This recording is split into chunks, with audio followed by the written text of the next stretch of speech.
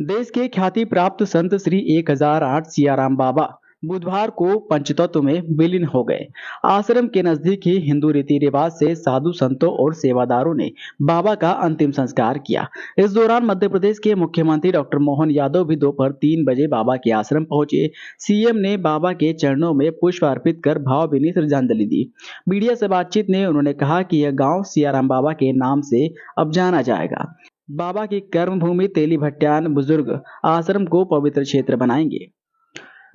वहीं बाबा के अंतिम दर्शन के लिए पूरे मध्य प्रदेश से लाखों भक्त खरगोन के तेली भट्टान आश्रम आए थे, जबकि करोड़ों लोगों ने घर बैठकर लाइव दर्शन किए। इस दौरान निमाड़ मालवा सहित देश भर के संत महात्माओं ने भी आश्रम पहुंचकर बाबा के अंतिम दर्शन किए और श्रद्धांजलि देकर मुखाग्नि दी।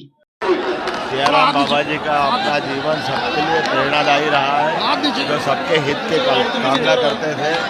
उनकी साधना के मार्ग पर हम यहाँ कई सारे भक्तजनों की उपस्थिति बता रही, वो किस प्रकार का व्यक्तित्व था।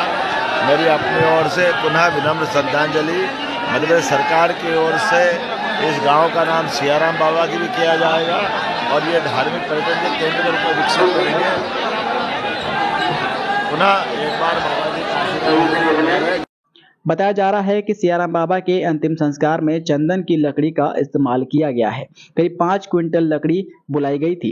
संत रीति रिवाज अनुसार दोपहर 3 बजे बाबा को पालकी में बिठाकर आश्रम से नर्मदा तट तक अंतिम यात्रा निकाली गई, जो करीब 3:30 बजे घाट पर पहुंची। यहाँ चंदन की लकड़ी, गाय के गोबर, सहजी चिता पर बाबा को बिठाया गया। दूध, घी, नर्मदा जल सहित पंचामृत से अभिषेक हुआ। निर्धारित समय 4 बजे संतों ने मिलकर बाबा को मुखाग्नि दी। बाबा के अंतिम संस्कार के दौरान पूरे समय राम नाम का जप किया गया। बता दें कि बुधवार सुबह 6:10 पर 94 वर्ष की आयु में सियाराम बाबा ने आश्रम पर अंतिम सांस ली। 29 नवंबर को बाबा को निमोनिया होने के बाद से ही वो बीमार चल रहे थे। हालांकि डॉक्टरों की निगरानी में आश्रम पर ही बाबा का उपचार किया जा रहा था, लेकिन बाबा ने खाना छोड़ दिया था और सिर्फ थोड़ा थोड़ा तरल पदार्थ ही ग्रहण कर रहे थे। बाबा के निधन की खबर के बाद सियाराम बाबा को चाहने वाले लाखों लोग भट्टान पहुंचे थे। अंतिम दर्शन के लिए सुबह 9 बजे बाबा का पार्थिव शरीर आश्रम के बाहर रखा गया था। करीब 7 घंटे में लगभग 3 लाख भक्तों ने बाबा के दर्शन किए। आश्रम पर बढ़ती भीड़ को कंट्रोल करने के लिए करीब 5 किलोमीटर दूर ही लोगों को रोक दिया गया, लेकिन लोग वाहनों को खड़ा कर 5 किलोमीटर पैदल चलकर आश्रम पहुंचे और बाबा के दर्शन किए।